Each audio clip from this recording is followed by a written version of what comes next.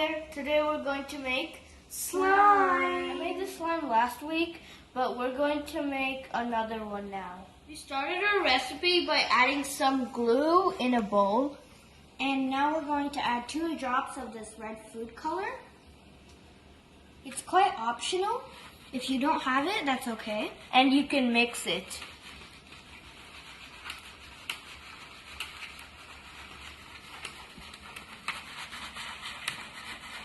Next, add 2 teaspoons of salt. And then mix it well.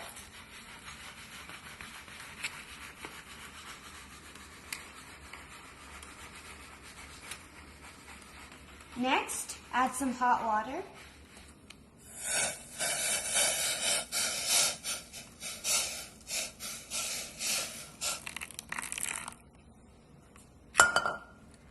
And then yet a mix again.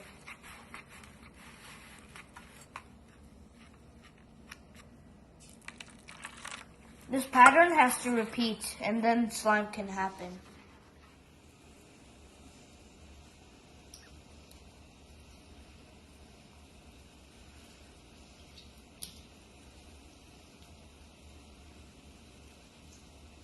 This slime's also stretchy too.